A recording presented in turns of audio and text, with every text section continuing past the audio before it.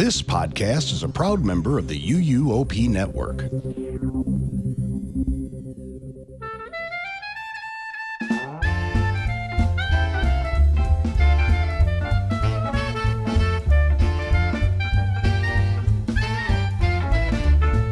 Hello foodie friends, and welcome to episode 16 of the Taste of Universal podcast. I'm Tracy and I'm your host for today, and join me and my co-hosts Kayla, Kelly and Shelby. Hi girls, how's everyone? Hi. Hello. I have a little bit of a cold, so if I sound a little funny, I apologize, but pretty good. How's everyone else? About the same, minus the cold.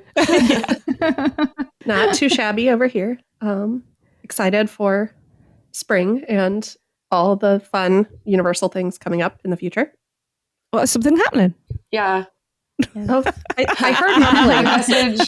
Is there something? I heard rumblings. Our team message this morning was I had my first Epic Universe nightmare where I dreamt that I only got to one land, and which I'm pretty sure was Celestial Park. And that I got so overwhelmed in there that I didn't even realize that the day had passed and I missed everything. Oh. And I woke up so sad and was like, I didn't go to France. I didn't go to Munsters. Yep. I don't think So yeah, that's all I can think and talk about is Epic Universe. Mm-hmm. I mean, I don't think I've had a dream about it yet, but I'll let you know if that happens. yeah. Yeah, same. No, I haven't. That's quite strange because I do normally dream about the parks quite a bit. Huh. Watch. I'm tomorrow morning. Yeah. You guys will message it happened. That'll be it. Right. Shall we just dive straight in? Yeah. Sounds good. Cool. Okie dokie. Right. Well, this month's menu is a mouth-wateringly delicious one for you. Plenty of choices. And our appetizer will include a bit of news along with a Mardi Gras wrap even. Our entree will be an overview of the menus for the newly opened Terra Luna resort. And for dessert, we'll play a little armchair creative with Mardi Gras, which sounds quite fun. I'm interested to see what you girls come up with. Okay, so we'll dive straight into our appetizers because I'm sure we're all hungry. Mardi Gras 2025 officially wrapped up at the end of March. Now, Kayla, you got to visit since our last recording. Tell us about your trip. How was it? It was great. I went with a friend who's never been, and it's really fun. I think it's a little extra fun going with someone who's never been. You get to have the light, see the light in their eyes, and they're hearing their first time impressions. So that was really, really fun. From a food perspective, I don't want to be too negative, but Mardi Gras was a bit of a disappointment for us gluten-free. We got Mexico. We got a couple of things from Mexico. We got the Szechuan chicken, and I thought we got one more thing. And everything was okay. Nothing was great. And then this is where it's really interesting because we got, she really likes tater tots. So we got green eggs and ham. I took her to some of my favorite places outside of Mardi Gras. And we had such excellent service and experiences there that then it just really made Mardi Gras kind of seem lackluster from a food perspective. So it's interesting because it's positive because we got super fresh tots that were perfect crispy, a really good portion. It was one of the, I always love the tots, but there's times where it's fresher and better, and I thought this was one of the top tier times of them. We got Minion Cafe obviously because I always do, and that was same. So yeah, it was positive that the other food was so great and that it just really shone it. Yeah, I don't know. Mardi Gras was okay. The Szechuan chicken, I don't know. I saw people around me eating and they were all kind of freaking out about it. And so I was curious. So sorry, our batch wasn't that spicy. I didn't think, me and my friend. Neither of us really were affected at all. I didn't get the tingly mouth sensation. Oh, gosh. And I was curious if it was the batch I got, but then I saw people around me eating and we got from the same general time and they were kind of freaking out. So I don't know if like my taste buds aren't sensitive to that particular thing. There was nothing. It was interesting. That is interesting.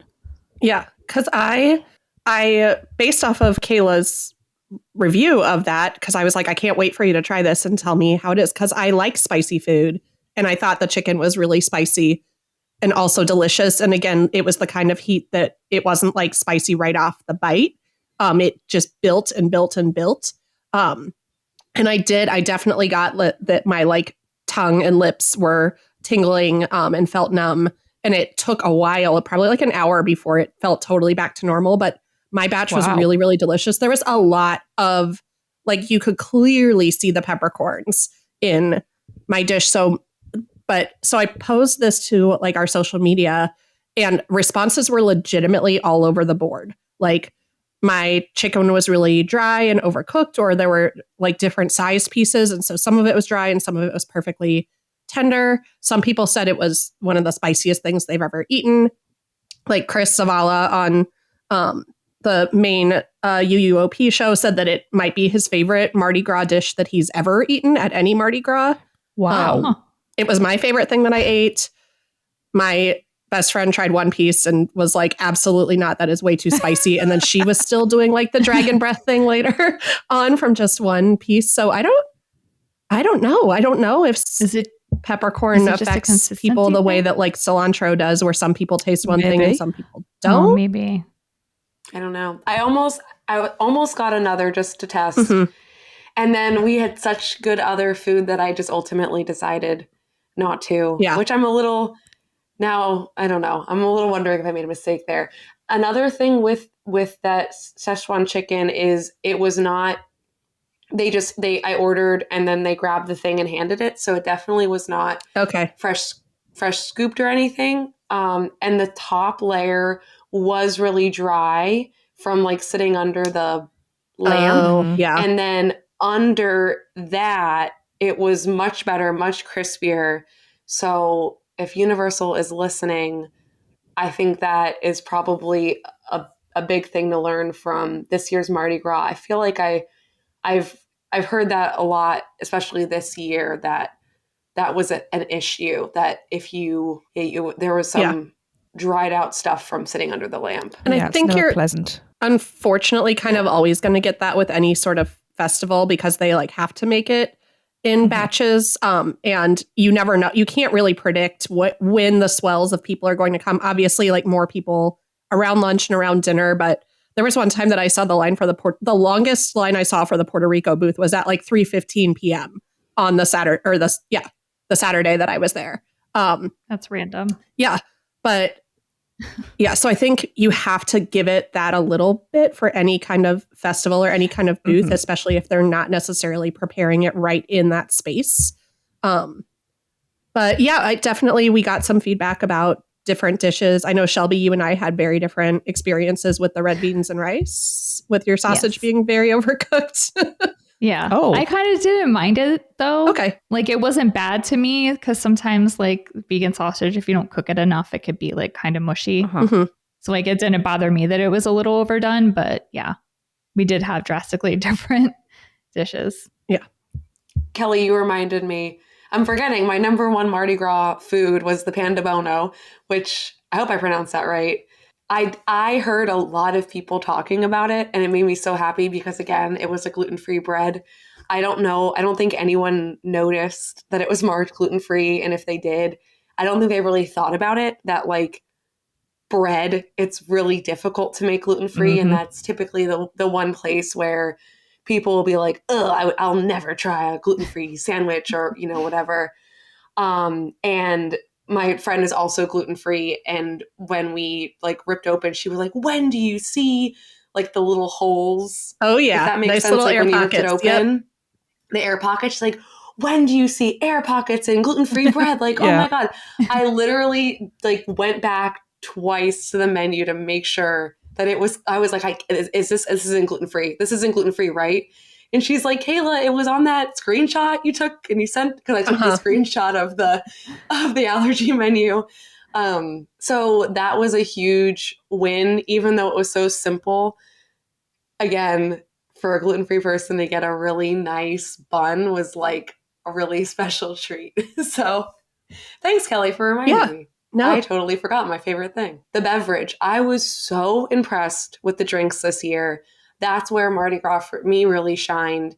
I got they were expensive, but drinks just nowadays are. And like looking at my local bars, getting an espresso martini was actually close to the prices I was paying at a theme park. So, you know, I'm not normally buying espresso martinis out, whatever. So again, it was a little expensive, but I felt no guilt spending the money and getting them. They were delicious. They were special. I thought it tasted like when I went to some like fancy LA bars and spent $20 for like a mixologist to make me some like fancy weird drink with all this extra, you know, gadgets. And I don't know what the heck is happening. And then I have this like delicious drink. And I got the in park, I got the espresso martini. And then in the Coconut Club, I got their version of the espresso martini, which had that show that I posted. If anyone saw that was on so Instagram, cool. Which I couldn't believe. I had not heard anything about any of the stuff going on at Coconut Club. There was a free, a woman that did free face paint with like glitter. And then they had there's 2 drinks that if you ordered, they would put your drink in, it would do a little show. I saw there was a tarot reader. And then if the tarot reader wasn't there, there was like a machine that if you like press the button, it printed out a fortune for you, which I got the darkest fortune ever. I could not believe I got it at like a family theme park. I was going around the bar saying like, guys, like I'm dying tomorrow. Like, look at this fortune. And then people would read it and they were looking at me and they're like, oh my God, I'm so sorry you got this crazy fortune. Okay. Wow. I think I posted it. I'll repost it after this episode so everyone can be bamboozled that, again, like a kid could have gotten this fortune. Yeah. Yeah, I need to read this. It was the highlight of my trip. It was perfect. I really like darks. Kayla. So yeah, I really loved the drinks, and the parade was phenomenal. It was the best parade. I'm not a big parade person. I thought the parade was awesome. And my hypothesis is I was there when Epic Preview started for team members, and everywhere you went, team members were talking about when they were going, when they went, how it was, whatever. And I thought the energy of the workers was higher, and I already think the world of these people. So like, I already think they're a 10 out of 10 normally, and I thought they were a 20 out of 10 when I was there. And just the energy of the parade this year was fire. Like it was, they were on fire. They were so into what they were doing. They were interacting with like everyone, like having these one-on-one experiences. It was just so cool. And they were dancing a little risque, and I loved it. I love that I like knew I wasn't, again, like I was in Universal, not Disney. Yes. Shelby, I know you only got to try the food once. Did you get to catch the parade or anything this year at all? No. Okay. Nope. No, I didn't catch any of it. I literally have only been to Mardi Gras one day. Oh, wow. Oh. I know you've had a lot going on, but I've had a lot going on. Yep. But also, I would have made the effort if it was something worth it for me to go. So yeah. I didn't even get any of the gift cards this year because they sold out. So that was crazy. I can't believe there's not something else they can do. Yeah, I don't understand how that system would work. I'm sure there's a reason, but because it was fairly early in March that they sold out of the pass holders. So the pay $120, get $150 worth. It was pretty early on in March that they sold out. Like there were still at least 2, if not 3 weeks of the event left. And, you know, that's prime like spring break time. I know friends that didn't have trips planned until after they'd already sold out of those. So very interesting. Yeah, it's pretty crazy to see. Just a quick note. And it makes me really glad that we have a big team. Obviously, we all bring different things to the table. But Kayla, I had like almost the exact opposite experience of your trip. Like I know we were both on a short trip. My Mardi Gras food was way better than my food experiences outside of Mardi Gras. And I did not like the drinks at all. I had one. I like darker liquors and things like that. Like I'm more of like a bourbon, whiskey, and I like tequila. And I felt like almost every drink was either like rum or gin or vodka based. So I did not really like it. And guys, I had my first bad experience at Today Cafe. So What? yeah, I was fine. Everything was fine, but I'm thinking had I not gone with my gut and left when I did, I'm scared that maybe everything would not have been fine. So it was super busy. Mm-hmm. Apparently they got a huge like mobile order. I'm guessing there was like a massive dance competition that day. So I'm wondering if they got like a 90 coffee order or something like that, because they were like, if you want anything from the espresso machine. So we were just going in, it was with Jessica. We were just going in for a coffee, and then I was going to come back later and order food to go because she was dropping me off at the airport. And they said, if you want anything from the espresso machine, it'll be at least a half-hour wait. Wow. And so I was like, okay, I'll take a cold brew. And they were like, the cold brew machine is down, but you can get the nitro cold brew. I was like, okay, I like nitro cold brew. I'll take that.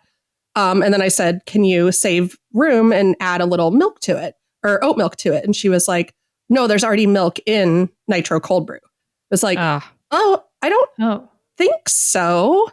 And she's like, no, it's creamy. I was like, I think that's the bubbles. Like that's how, like that's the nitro part of it, is that it comes out with like almost like a head that like a beer would have on it. And she was like, no, there's dairy in it.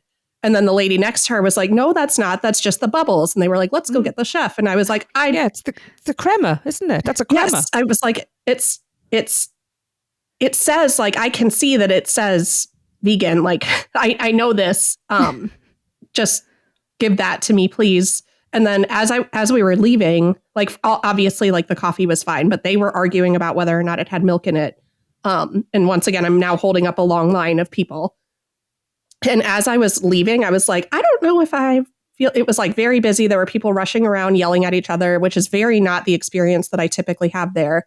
So again, just chalking it up to a bad experience. But as I was leaving, I was like, I don't know how comfortable I feel ordering food from here later if it's still this busy, which is, again, if you guys remember what took me so long to order from Today Cafe was how intimidating the crowds and stuff looked. Mm-hmm. There were like 3 different families that had brought food back to the counter to say this isn't what we ordered, or that's the wrong order, or you gave us the wrong order. And so I was like, oh, nope. And I went and got more empanadas and had those as my dinner on the way to the airport. So I'm by no means writing Today Cafe off. I'm chalking this up as the one-off, not the norm. But it was just a really like I would not have felt comfortable coming back and ordering food, feeling comfortable that it would be prepared safely in the environment that I experienced Sunday afternoon. So, but that's what happens when you're in a busy theme park at a busy time of the year. Like I understand all of that, but it was a little bit of a like nerve-wracking experience. So just didn't want to forget to share that story with you guys. I didn't share that last month when Xandra was on because I know we had a lot of other stuff to get to, but yeah, I'm sorry you went through that, Kelly, because you'll have already been feeling the pressure because there was a line, but that's crazy. And after we've really sung that place's praises as well, to have something, because it's not just one thing that went wrong. That was a whole they were having a very bad day. And so that's, again, where we tell you guys, like, they are often very, very safe and very, very knowledgeable and very attentive and things like that. Like, trust your gut. If it does not feel like especially if it's safety related, like if things are going to be communicated clearly and well, then go eat somewhere else that's safe or eat your emergency snacks or things like that. But it's just, it was kind of right at the end of my trip too. So it was a little bit of a bummer, but I had such a great time otherwise that it's not like a bad taste in my mouth or anything. That's good. Yeah. Okay. I was just going to say, it's an instance where you kind of like have to read the room. Like, do you feel like everyone's on point at that point? You know what I mean? Like, If it looks busy, I mean, there's sometimes I go in and I won't order something because it's busy, because you just never know. Yeah. Kelly, I agree. Yeah. Especially when you know what something should be like, what it should consist of as well. It's like you said, Kelly, just trust your gut. Yeah. Yeah. I forgot actually the last 2 times that we've gone for the Christmas trip and now Mardi Gras. I've not ordered from Today Cafe because same, like I came in and there were people like looking angrily at their phones and I could see they had the menus, the order. And I think someone came up to me the one time and was like, do not order from here. So I don't know if there's something going on with their mobile order. And then during, it's like really bad when it's really busy. But Today Cafe has been a little too busy for itself, it seems. So hopefully they figure that out. Because it's obviously one of our favorites. Yeah, absolutely. Yeah. Yeah, I've not had dreams about Epic Universe yet, but I have had dreams about that pastrami sandwich. So priorities there, Kelly. Give it time. Yeah. Shelby, do you have some news for us? I do. I know we talked about last month Comic Strip Café and how it had reopened and then Wimpy's closed. And well, now Wimpy's is reopened with its original menu. And Comic Strip Café now has removed the Wimpy's options that they temporarily had. And they have added sections to the menu now. It's 3 sections. There's American fare, a taste of Italy, and a taste of Asia. But like many of the other menu overhauls we've covered, prices have increased there too. But the portion sizes are still large. And I know Kelly is going to go over what those options are. Yep. So we discussed the Taste of Asia menu last month. And again, we've heard some very mixed reviews overall. Shelby, I don't think you got to share your experience of trying that food. Do you want to do that quickly now or later? Or Oh, yeah. Real quick. The vegan spring rolls were great. The vegan dumplings were way too crispy. And I don't know what they're filled with. So they were very interesting. I do have an update on that. The menu now calls them edamame dumplings instead of vegan dumplings. So I don't know. Oh, they do? Yeah. Yep. I didn't notice when that I looked when I looked today. So okay, well, that's good to know. It's funny because when I went to try them with Princess and Bear, I was like, if you want some good dumplings, you can get them from Susai Eat Station. It's a local like fast casual sushi restaurant, and they are edamame dumplings there too. So now I'm curious if they change them to be similar. That's funny. I'll have to look that up. Maybe there's a reason for me to go back to the park. There you go. I did not think a dumpling could be too crispy, but I guess if it's burnt, then that's too much. And it wasn't burnt, but like, you know how they're like kind of soft? Like you get that initial crunch and then it's supposed to be soft. They weren't really soft. Still on like the outer edge. I don't know how else to explain it. Okay. But like the inside was soft and I still don't know what they're filled with. Oh. I just wish they would give an explanation of what they're filled with. Okay. Yeah. No, it still doesn't say on here. It just says edamame pot sticker now. Okay. Well, whatever. Yeah. The spring rolls are really good though. Good to know. All right. The new options in the American fare section include a maple bourbon barbecue pulled pork sandwich, which is a mouthful, which replaced a grilled chicken sandwich. And the sandwich comes on an everything pretzel bun, which sounds very interesting, and a citrus vinaigrette slaw. And then replacing the cheeseburger and the bacon cheeseburger is the Comic Big Burger, which has secret sauce, Swiss cheese, lettuce, tomato, a crispy onion ring, smoked pulled pork, and smoked Gouda sauce. Wow. So, whoa. Yeah, that would be a big burger. So both of these options come with fries and can be ordered as a platter or as a combo, which again comes with a single-use Coke Freestyle.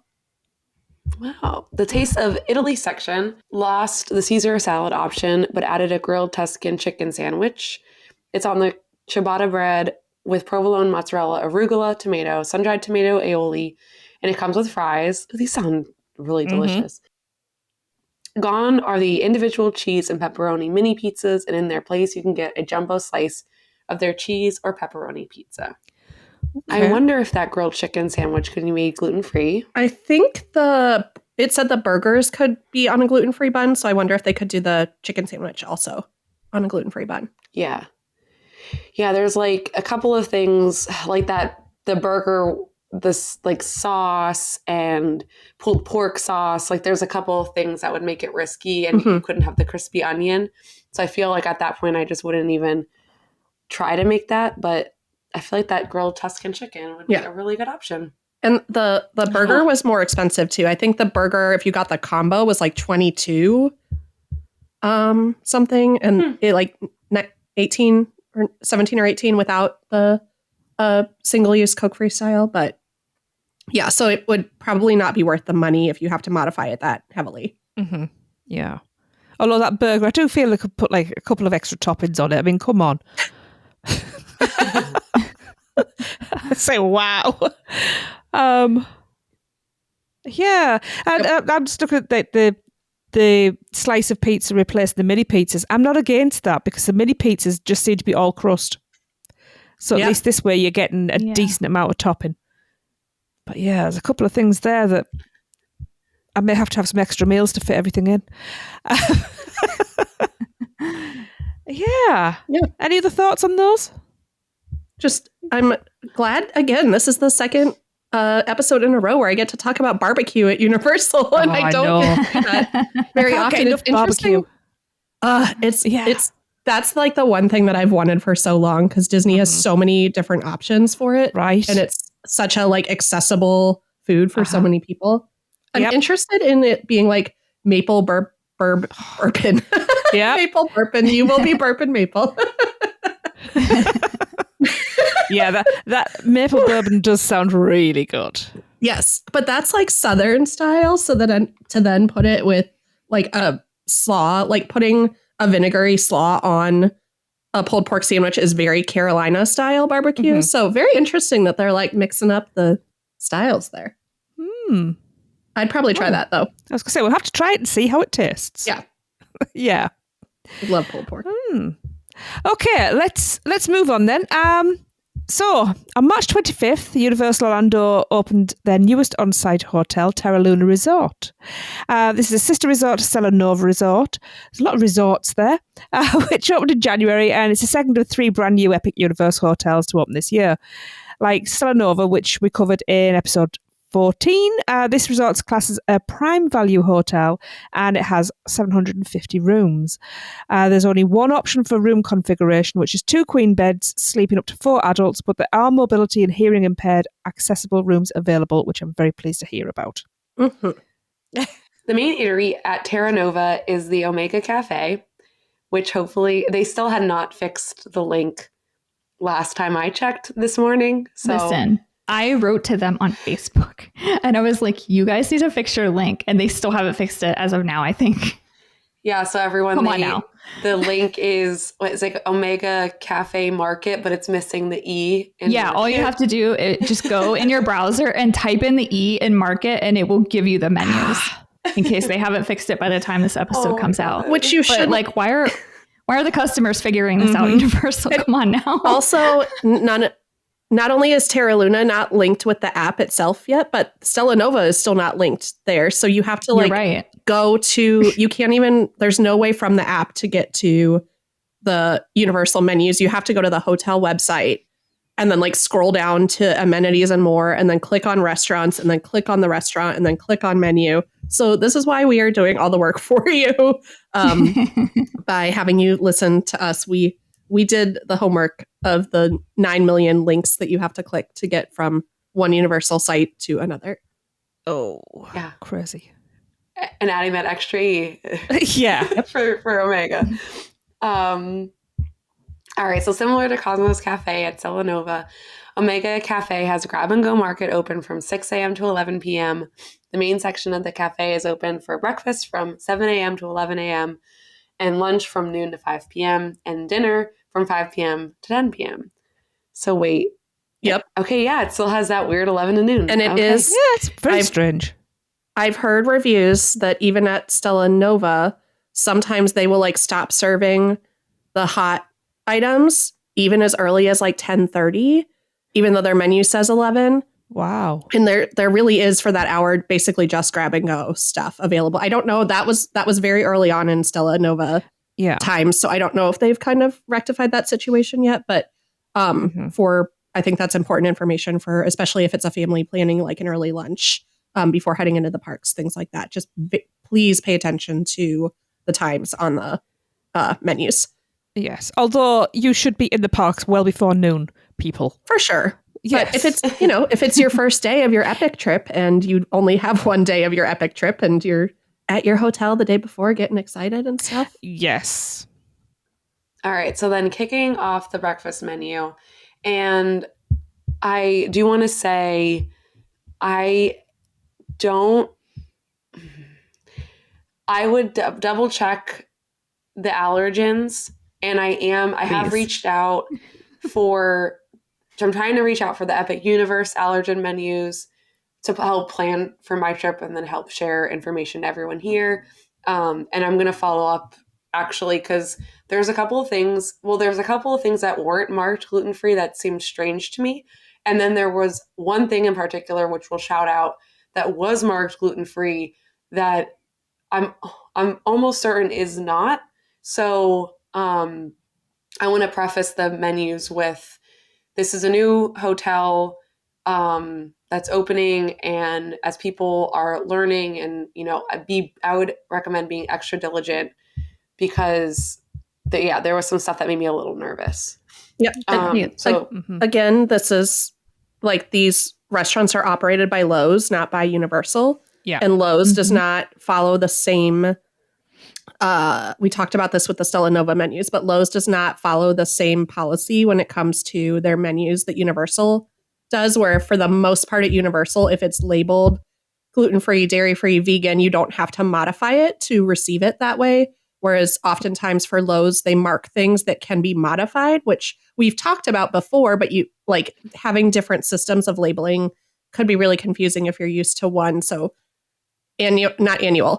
monthly soapbox of mine, you have to ask every single time for every single dish, unfortunately. But please be aware that if something is marked, you might still have to modify it. You can't just go up to the window and say, I want this sandwich, and expect them to know that it needs to be modified. Mm-hmm.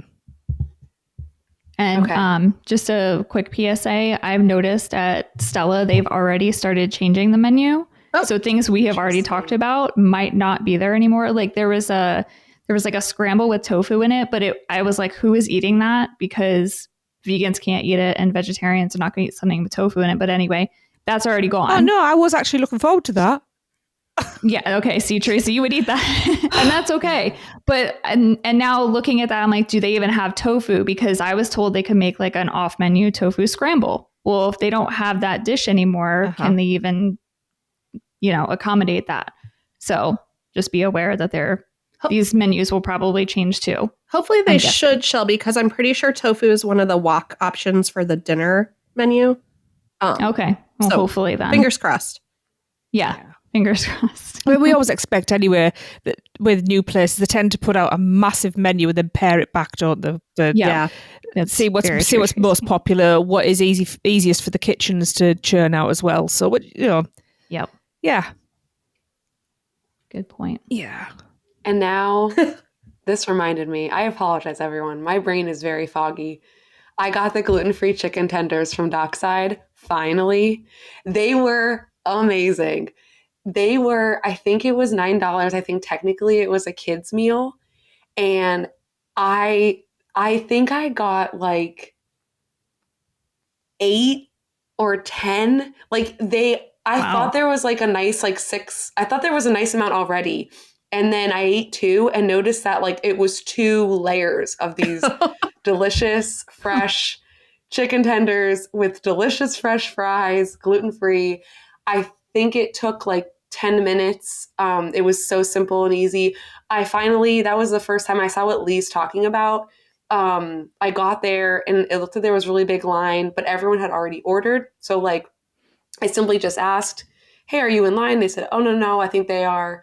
Got behind and then ordered it gluten-free and walked over, checked out the drink menu at the front just to see. And then got back and a couple minutes later, my chicken tenders were ready. So it was a little bit chaotic. There was a lot of people running about in that dockside, like cafeteria area. But I thought it was well worth it. And it was one of me and my friend's favorite food items was these dumb little chicken tenders. Anyway. Yes, we're back talking to Terra Luna. Stelanova. Yeah, we're still Terra Luna, Stelanova. Terra Luna. Oh, wait. Terra Luna. Terra Luna. Yeah, we're Yes. on Terra Luna. Yes. Oh, sorry. Similar to Cosmos Cafe at Stelanova is what I read. Terra Luna, here we are. We're getting breakfast. We can get the Celestial Classic Breakfast, which is scrambled eggs, breakfast potatoes, southern biscuit, and a choice of applewood smoked bacon or pork sausage. An egg white frittata, onions, peppers, mushrooms, pesto, mozzarella cheese, breakfast potatoes. That's vegetarian. Nebula's Nest, which is really cute. 2 sunny side up eggs, garbanzo beans, onions, roasted pepper, tomatoes, oregano, basil, and a toasted flatbread. Can I just jump in Breakfast. and just say that for people in the UK, garbanzo beans are chickpeas. Mm-hmm. Yeah, So- here they're chickpeas or garbanzo beans. Yeah. I don't know why there's like most people probably don't know garbanzo beans Yeah. unless maybe you're vegan. Okay. Like I feel like that's a vegan thing over Yeah. here. I had to look it up. So, yeah. So, chickpeas. Oh, interesting. Yeah. I don't think Okay. that's the last time we see garbanzo beans either. Just an FYI. Okay. Nope. Well, just remember No. chickpeas going forward. Yep. Yep. The breakfast tofu is tofu, garbanzo beans, or chickpeas. That's not even what I was talking about. So. Tomatoes, oregano, basil, and a toasted flatbread, which is vegan. Can I just interject really quick and say that I'm very disappointed that there was a rumor that there was going to be like a whole vegan menu at this place and there's like 3 vegan options. I'm just going to Shelby, Yep. it wasn't a disappointed. rumor. It wasn't a rumor. Wasn't it Universal said I it, don't- right? I don't know. I thought it was I announced. heard it from several people. It was announced. Yeah. It was a Universal Well, Studios. I was going to bring that up later, but we brought it up. Yeah. What the Yeah. I'm not going to use an expletive, but seriously, Yeah. guys. I feel like I'm being punked. Or like that was people weird. are like, ha ha at you. Like, you know, you don't have anything to eat. Like I was gonna go spend a whole day here. Mhm. It's only gonna be a couple hours, but come on now. Yeah. Where's my vegan menu? I'm Y'all give me hoping nothing for Mardi Gras.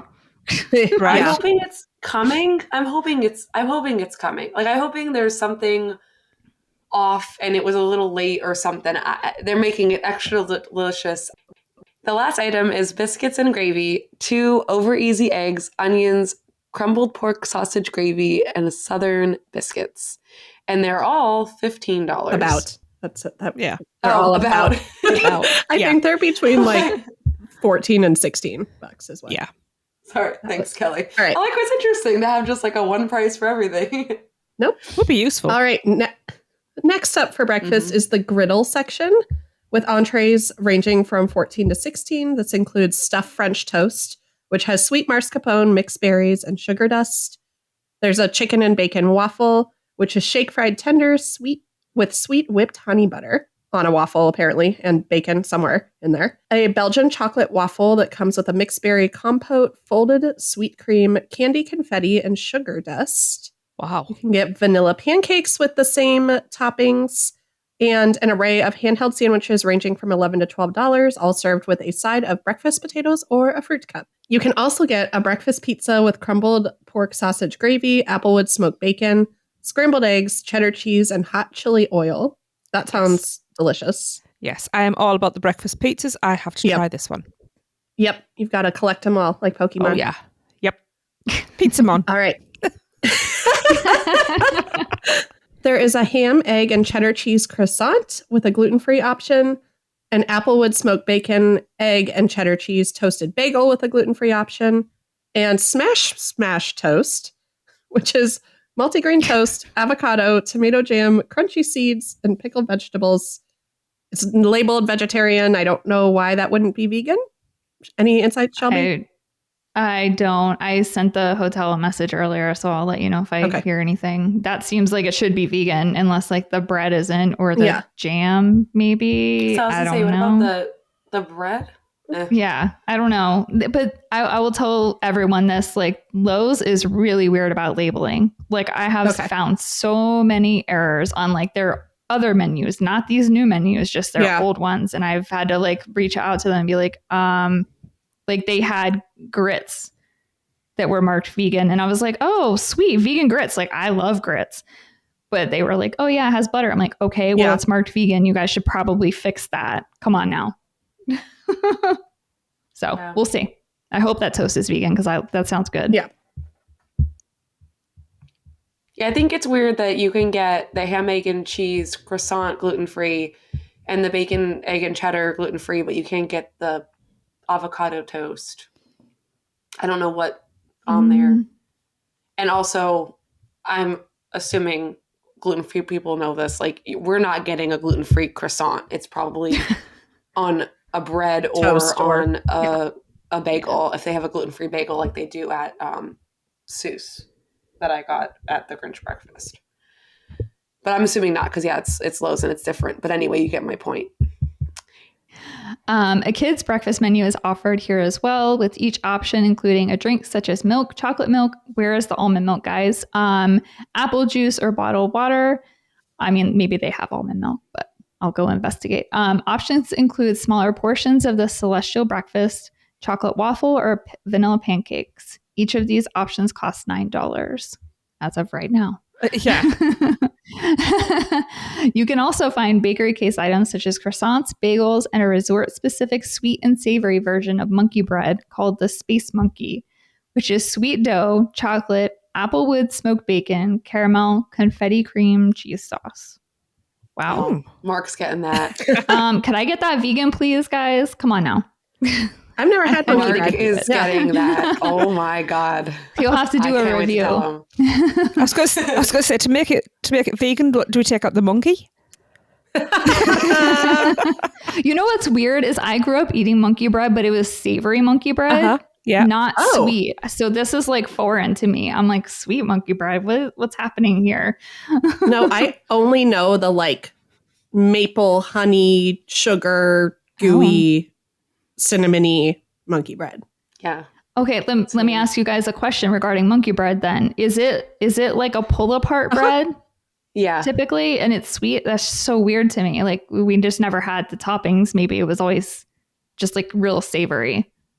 Interesting. We also, this was a discussion on the Stella Nova episode as well about monkey bread. So. I bet. We're monkey bread.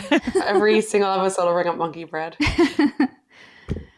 You can always order a side of your breakfast staples such as breakfast meats, scrambled eggs, breakfast potatoes, oatmeal, yogurt parfaits, or fresh fruit as well. Yes. Not just for kids. No. Anybody can do that. No. In fact, I've made up a breakfast of sides before. Oh, absolutely. Oh, you live like me, too. Tracy. Yeah. You live like all of us. Yeah. Let's find the vegan ones. I did that at Three Broomsticks this trip with my friend, and it was really nice. It was a little bit cheaper, and we got a nice amount of food. That's a hot tip. Yeah, Tracy, for that's people. It was really good. Yeah, that was my breakfast every morning with you and Lee at both Surfside. How you did it? It was like, I want bacon, I want fruit, I want eggs, I want potato. Like that's all. That's my go-to breakfast. Yep. Nice. Okay, shall we start off with the lunch menu? We have soups and salads. Look out for chicken noodle soup or tomato soup with an optional add-on grilled cheese sandwich. If you want to hear the story of an amazing grilled cheese sandwich at Stella Nova, go and check out the other show, the Unofficial Universal Orlando podcast. I can't remember the number. You wouldn't think that I was actually on that one. 600 and something. Anyway, Chris had a really interesting couple of sandwiches from there. Yeah. I actually think that a cushion could make a better sandwich than that one. Anyway, we have 3 salad options ranging from $10 to $13. There's the Caesar salad, which is crisp romaine, Parmesan cheese, croutons, and Caesar dressing. Sounds like a Caesar salad to me. A raw and shaved cauliflower cluster, Brussels sprouts, dates, cashew crunch, white balsamic vinaigrette. I don't know why I stumbled over that. That's vegan and gluten-free and didn't actually mention any cauliflower, I realised, as I was reading the ingredients. The It's implied, Tracy. They do that all the Okay. time. They'll be like, oh, it's this item, but then they don't actually list the thing that's in the title. It's so weird. Yeah. Oh.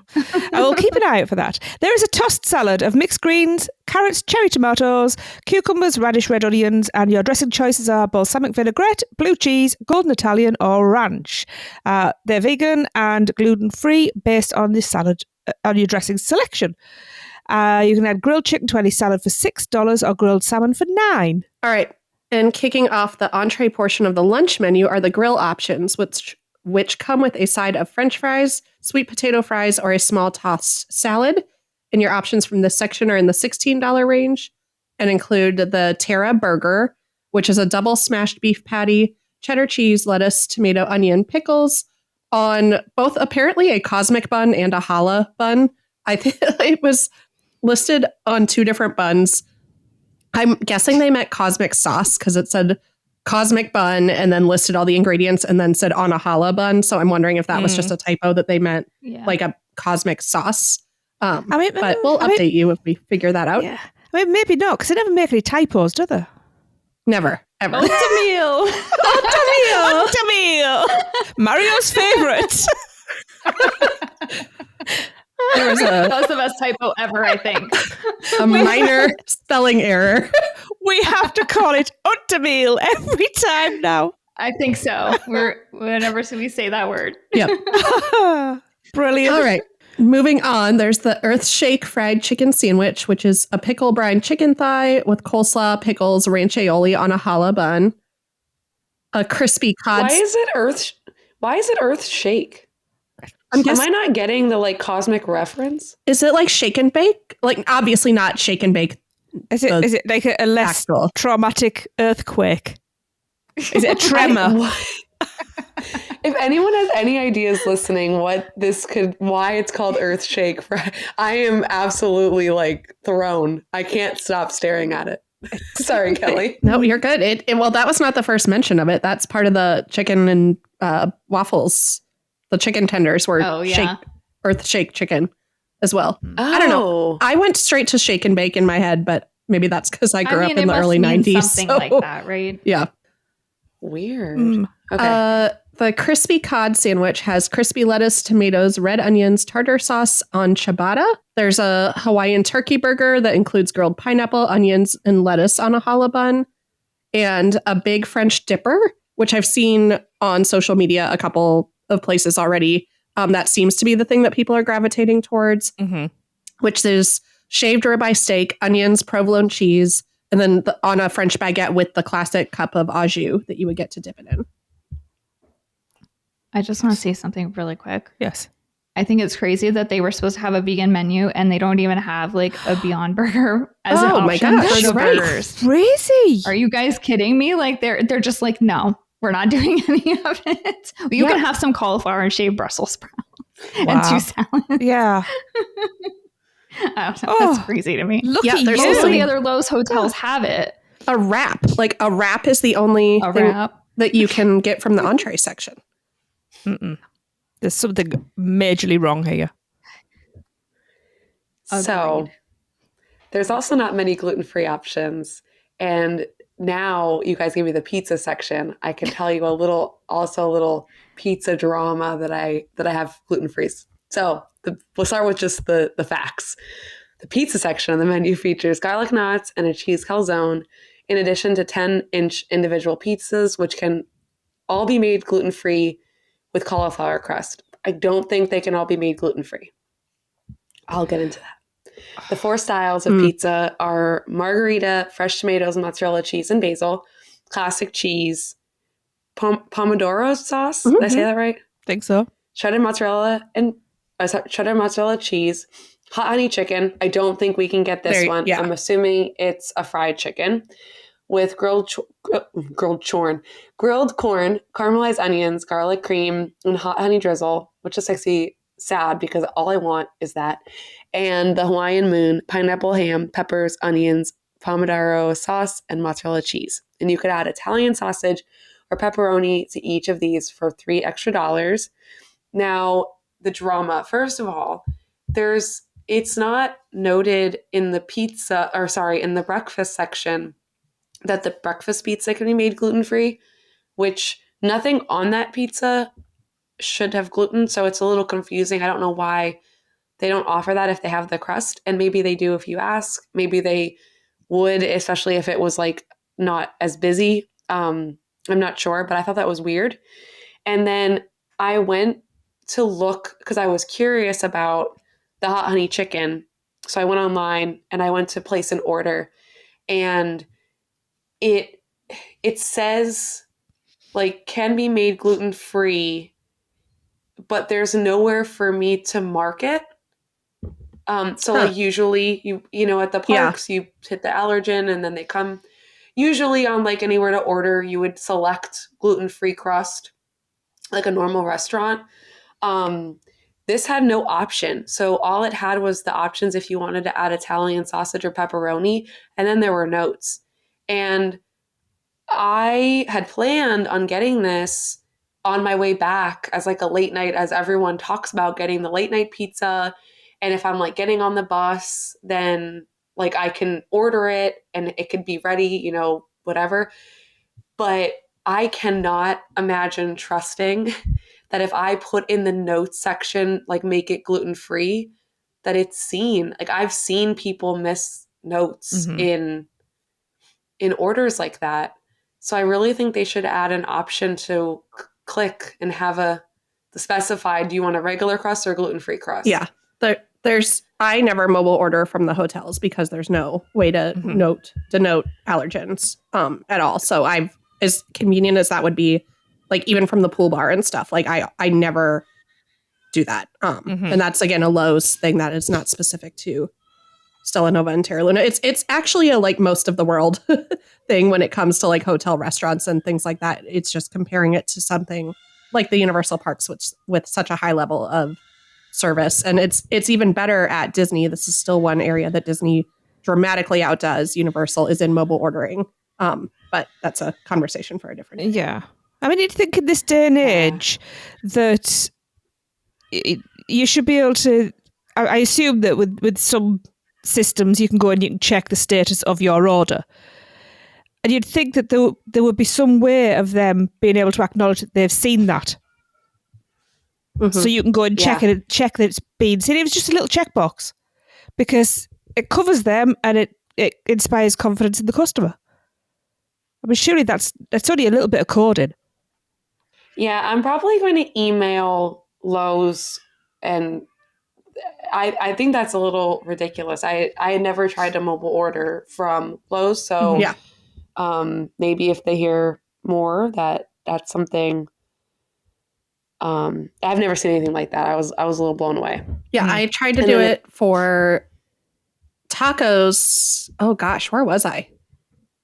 One of the pool bars, I tried to mobile order tacos that again with the labeling said dairy free, even though one of the ingredients was cheddar cheese.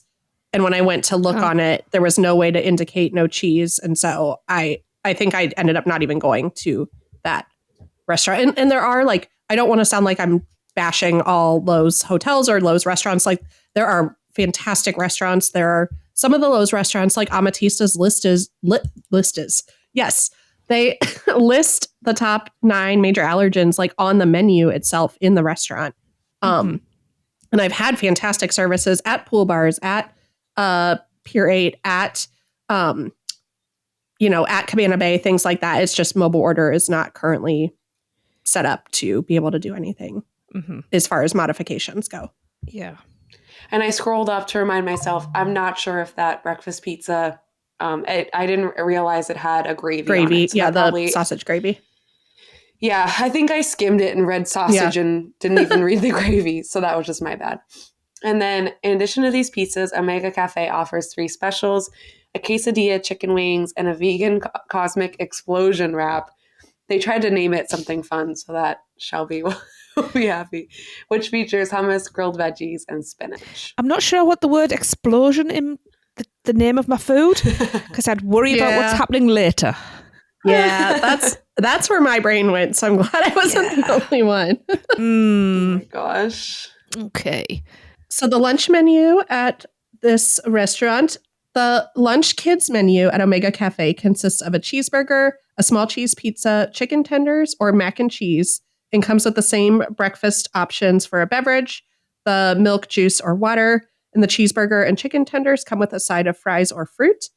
A la carte sides include Mexican street corn, which is labeled gluten-free, French fries, sweet potato fries, onion rings, or the mac and cheese, which has a 3-cheese blend and toasted panko. So if you're ordering off the kids menu and you're expecting your like good old yellowish orange elbow macaroni, your kid might be disappointed by the fancy mac and cheese, just to forewarn you ahead of time. And then dessert options are available as well, including a strawberry layer cake, a mousse cake, a New York cheesecake, and a dessert pizza with Nutella, marshmallow, strawberries, and sugar dust. That actually doesn't sound bad for a kids menu. It's not as generic as usual. I'm not seeing any applesauce or crustables. Yeah. Or uncrustables. Whatever you call those things. Yeah. No, you were right. Yeah, overall, this menu, again, expecting it to maybe be pared down, but I like that there are a multitude of options right now as far as different levels of like freshness, different savory options. Yeah. You've got sandwiches, pizzas, wraps, salads. It sounds like the salads are really well crafted. So I would be happy to check this place out. Yeah. Yeah. I was a little disappointed in the amount of gluten-free options, and I was severely disappointed about the vegan menu that is no longer in existence. But I would like to try that pizza, and they had some interesting pizza that I'm not the biggest pizza person. I'm not the biggest and that's why I didn't know how to pronounce it, like the normal red sauce with cheese. I like it to be a little bit more interesting if I'm going to eat pizza. My husband loves pizza. And my plan for Epic is we land on Wednesday at 1, and Mark doesn't have a pass anymore. So I was going to check out these 2 hotels that day, and then obviously do Epic on Thursday, and then we're leaving on 4 on Friday. Oh, wow. So yeah, we were supposed to stay an extra day. We changed it. It's fine. But then I want to go to Helios and check out Helios until whatever we have to leave. So I do plan on actually eating and spending some time. I'm terrible with these hotels. I love them. They're so beautiful, and there's all these cool options, and I never eat there. I never do anything there. So it's a little bit of a nice excuse to finally do that. So I do plan on getting some stuff here, and after May 22nd, I'll have some reviews on some of this stuff, and I can give some information about, ordering gluten-free, how that goes, if it's stressful.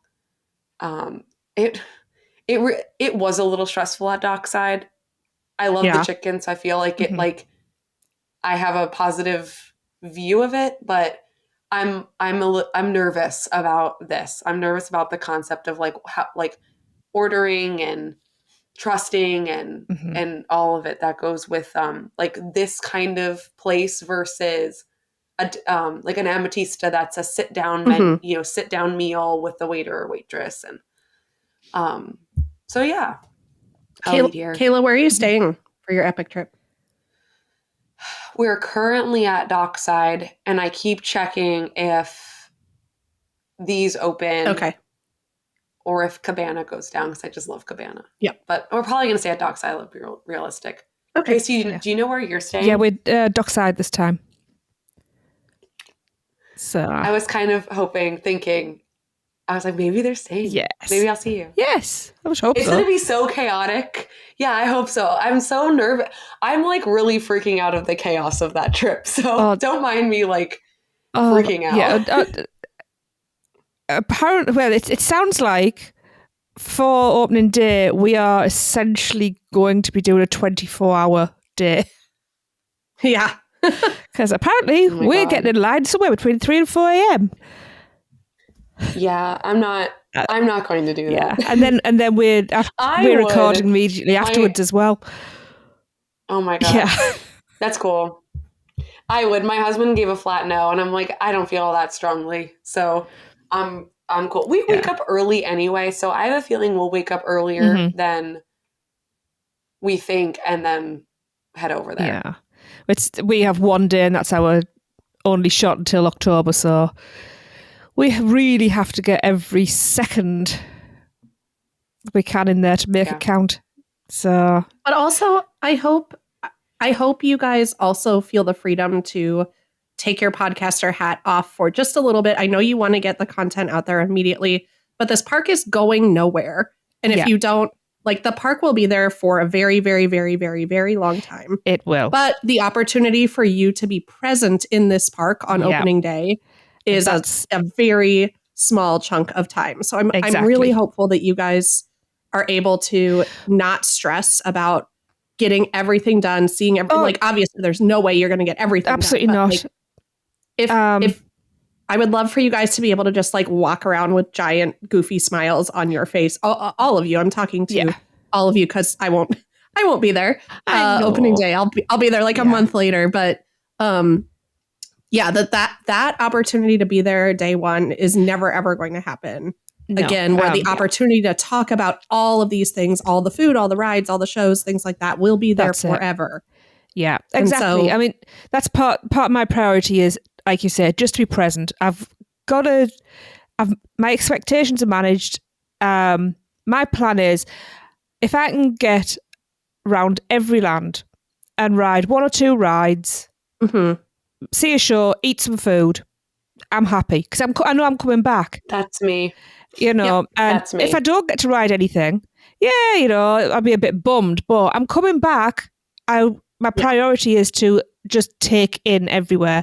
I've already said, So I'm talking to Lee about getting wearable GoPros because we're already we're going to be mic'd up, because then if we're filming and we're recording, we don't have to worry about getting equipment out and stuff like that. It's just on the go, and we can just cherry pick what we want to put out.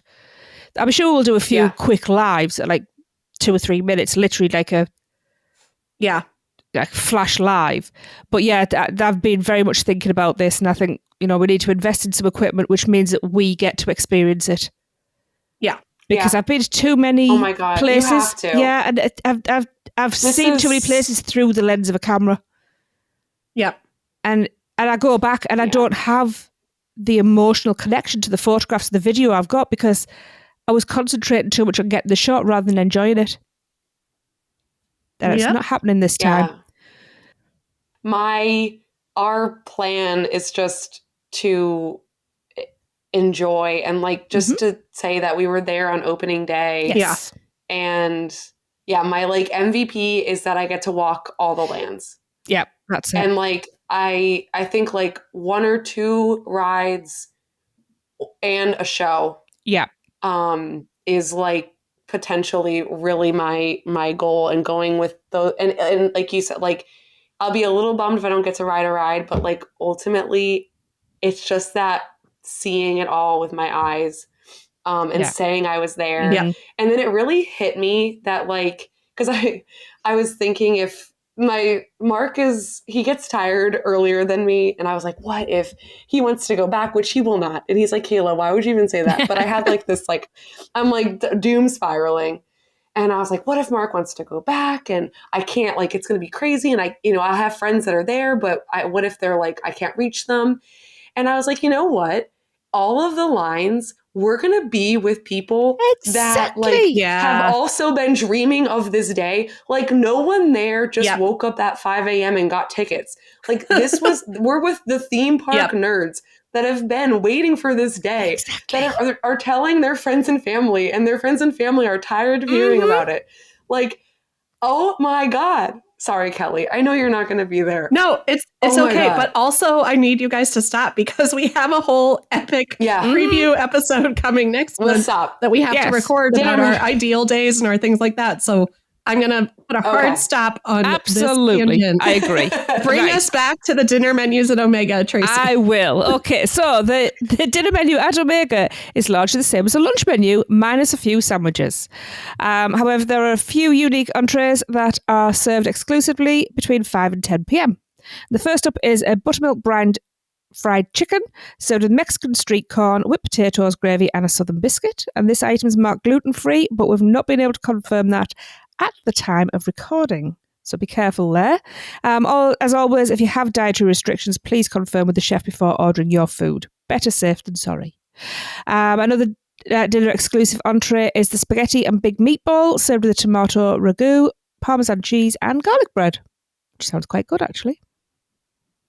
Yeah, and everyone, that's a fried chicken with gravy and a biscuit. That's a lot. I am very apprehensive that those 3 items, I mean, for any of one of them to be gluten-free is kind of like awesome. And if that, but have all 3 and the fact that, again, like gravy was on that breakfast pizza, there was biscuits in the breakfast and none of them were labeled gluten-free.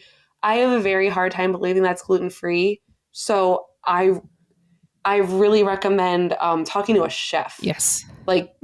And confirming that. And if anyone hears, please let us know on the socials and I will try. That is something I'm going to reach out to Lowe's about that specifically because that's a little scary. Mm-hmm. I agree. All right. Omega Cafe also has a walk station that features 3 options, and this is where you will find me. Kayla, this is where we're staying in September, right? For our Horror Nights trip? Yes. Okay, thank you. So first up is the Beef It Up, which is a marinated steak wok bowl with broccoli, carrots, charred peppers, fried garlic, onions, mushrooms, and sriracha aioli with also green onions and toasted sesame seeds. That is my number one thing here. I love all of those ingredients.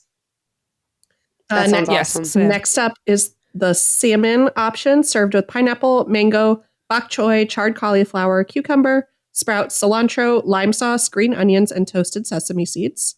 And both of these options are served on either white rice or quinoa.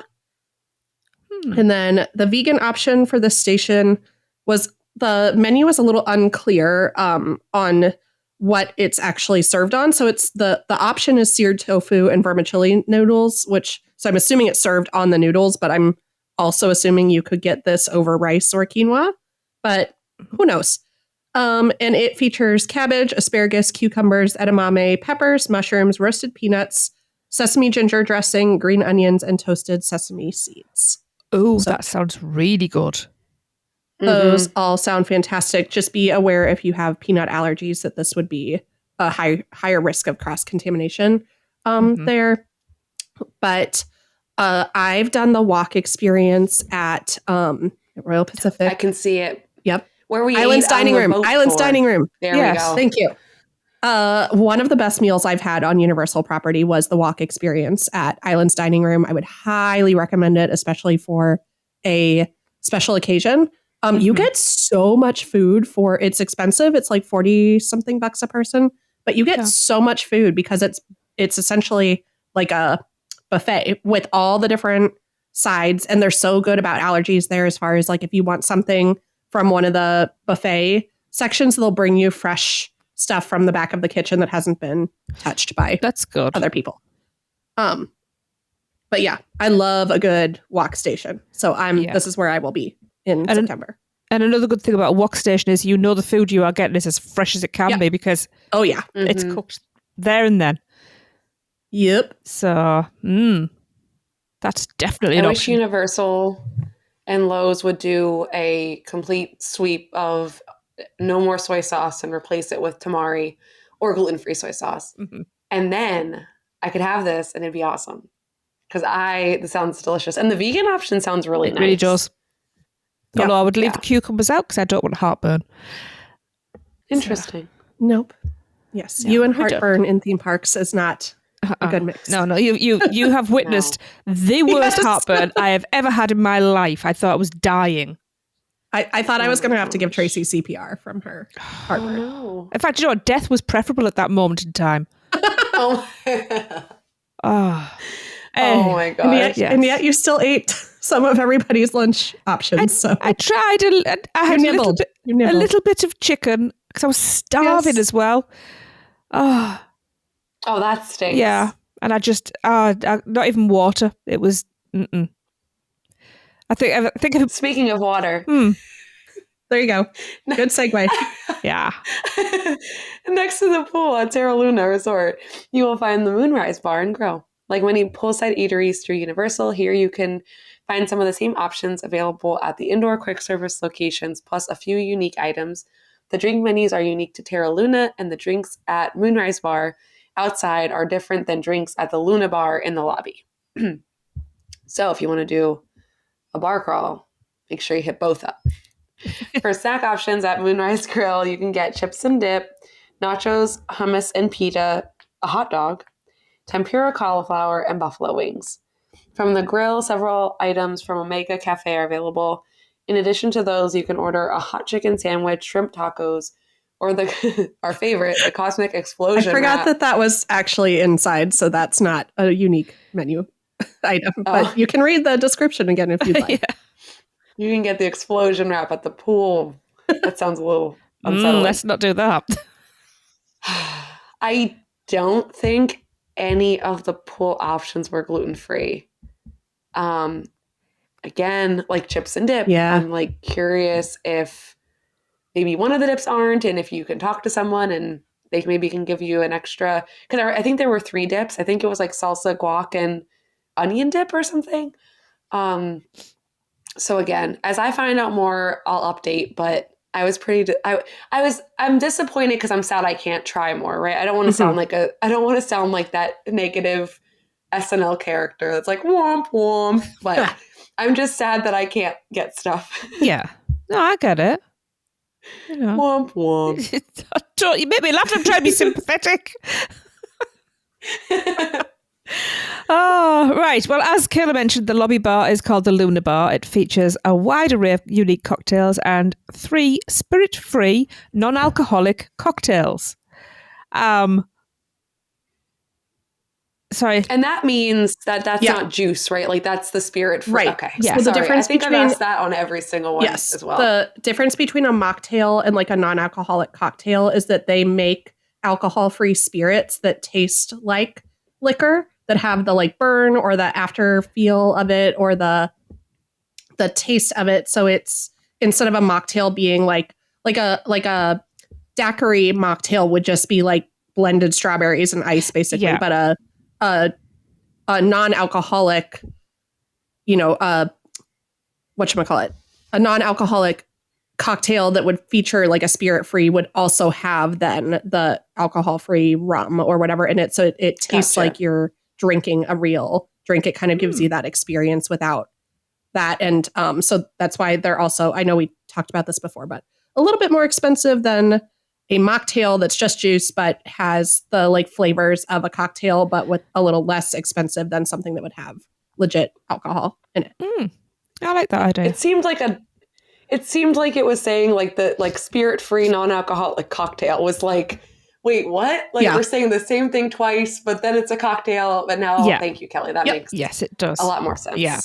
And if you're in need of a late night snack, Terra Luna also offers pizza delivery and room service from 5 p.m. to midnight daily. Options include, should that not be nightly? 5 p.m. to midnight nightly, not daily. Again, I was doing the best to get these show notes done before we recorded. That was me. That was not Universal. In my defense, I am used to Lee just cutting and pasting. So I'm used to taking the piss. So anyway, options include many of the things you find at Omega Cafe or Moonrise Grill, including salads, pizzas, sandwiches and dessert. And you can order online through Terra Luna's website, but it's not connected with the Universal app. Just bear that in mind. So we don't mind a bar. Right, shall we move on to dessert, ladies? Yeah. Sure. Do you want me to explain this since it was my idea? Yes, please do. Okay.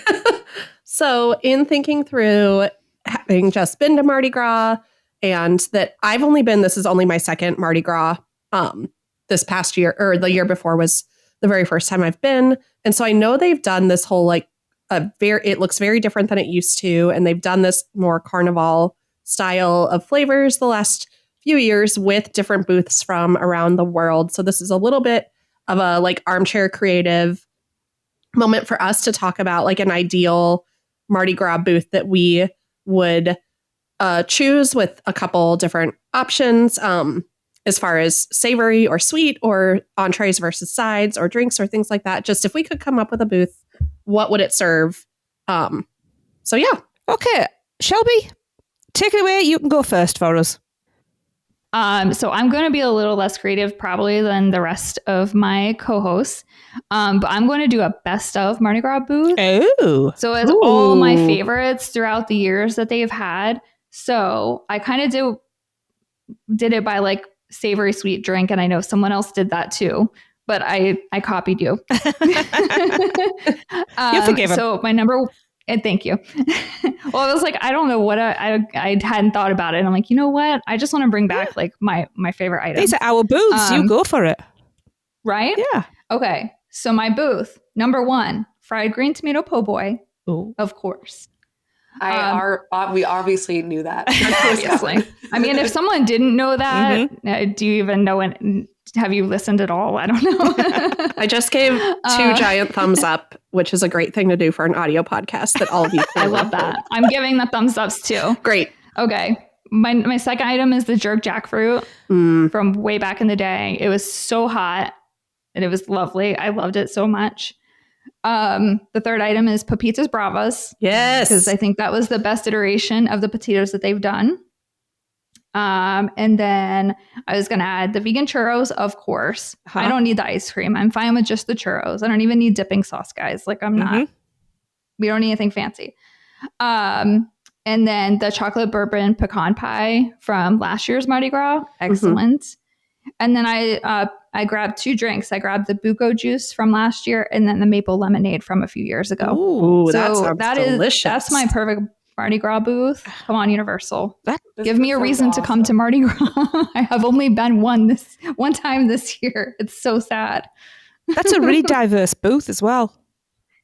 I like that. I tried. Those are my favorite items. I would come to your booth, Shelby. Yay! Yeah, that was more I'm so creative happy than to mone. hear that. So don't worry about being less I creative. don't know if that's true. I literally just recycled things that I liked. There's nothing wrong with that. Okay. Kelly, what do you have for us? Yes. So mine should probably surprise nobody if you've been listening for a while. And I don't know, again, that I've only been to Mardi Gras. Mardi Gras.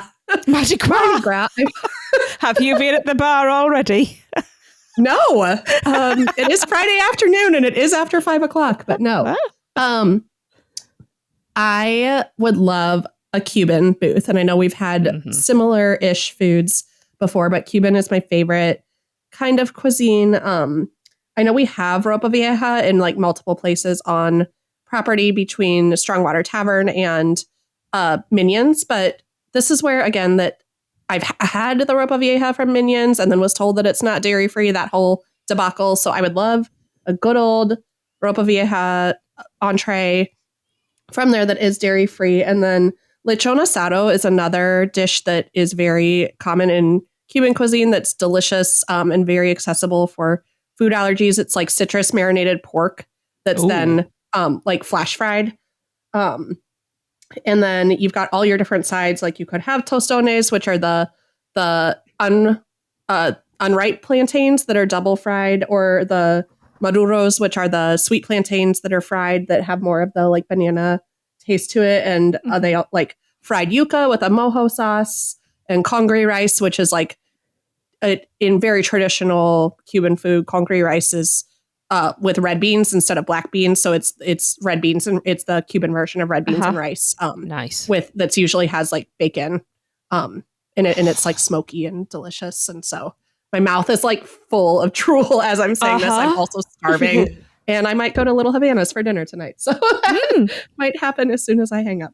But yes, so I would have a Cuban and some drinks too. I just didn't have time to think those through. Thanks, Kelly. My mouth's absolutely. Yep. I was going to say dripping, but that sounds bad. Yep. Yep. Salivating. Oh, Yes, That sounds yummy. you would also get a lot of my money. Great. Are they typically gluten-free? Yeah, very, very friendly for gluten-free. Thank you. Perfect. Right. I'll jump in next. Now, it should surprise nobody what cuisine I am going to be going for. As I put in the group chat, that's right, it's Bolivian food.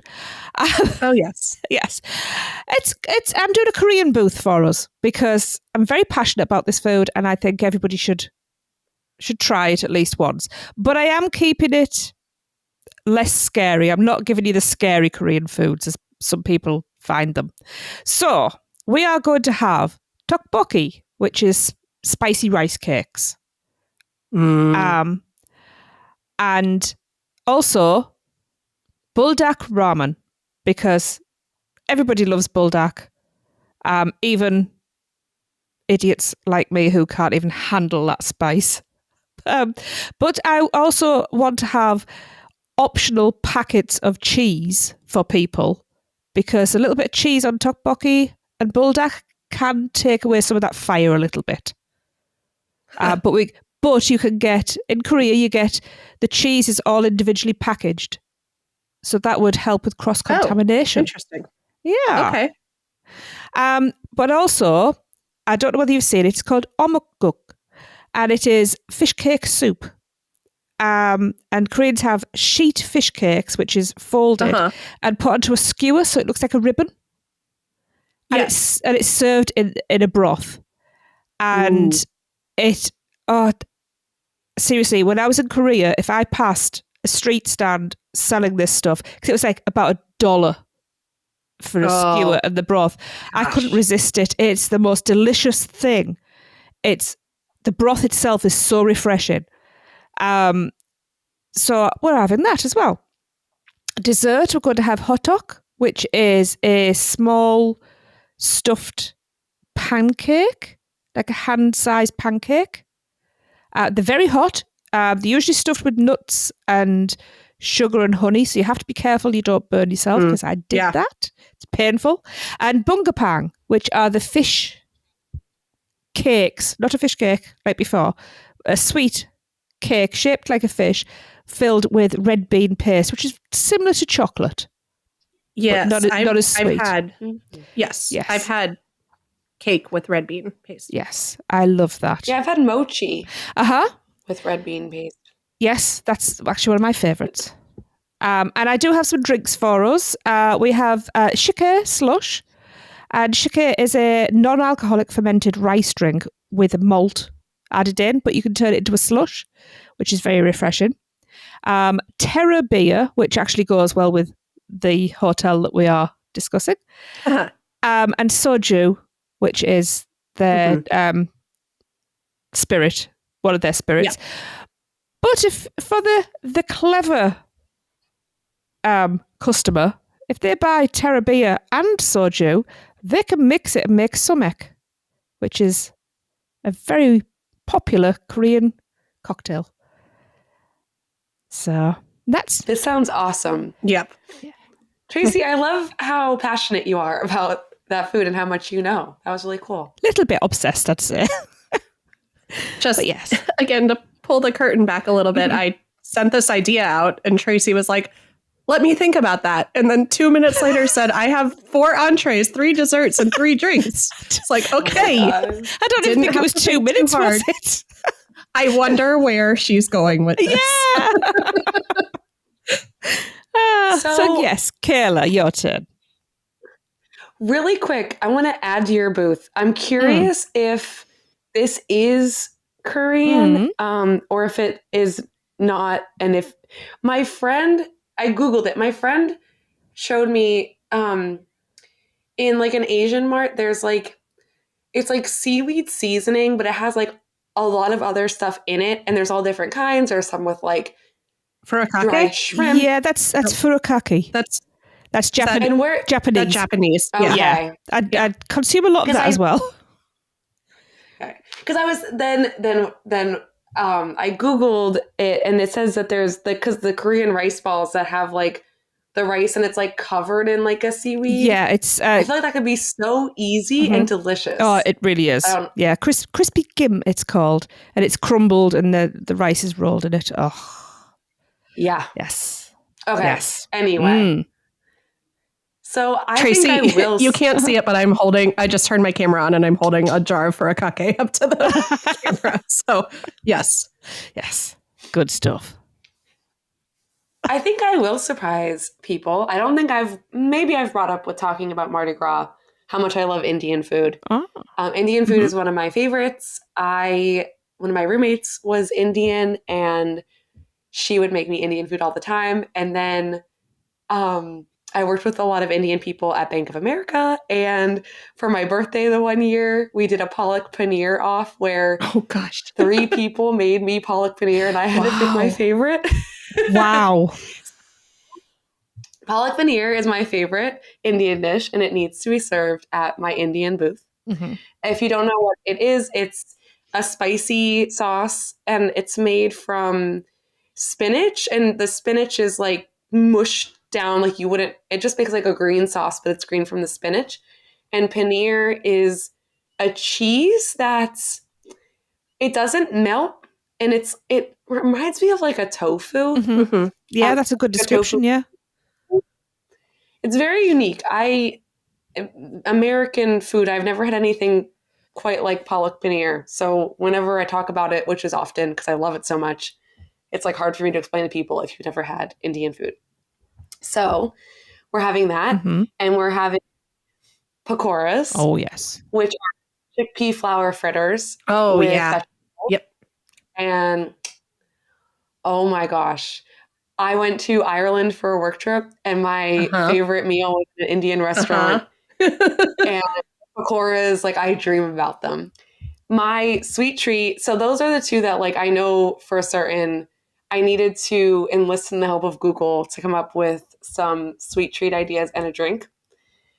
But Google had some good ideas. And I liked the mango chili kheer. I hope I pronounced that right.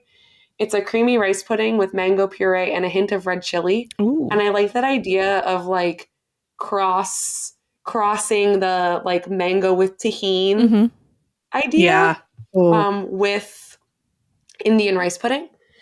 And then for my drink, I think we had this one time actually, or something similar, a spicy masala chai old fashioned. So bourbon infused chai spices and a chili twist. So that was my ideas. Oh. Yep, you're getting a lot of my money as well because I love Indian food. Yum. I'm getting imaginary fat now. Indian food. Yeah. I haven't had palak paneer in a long time.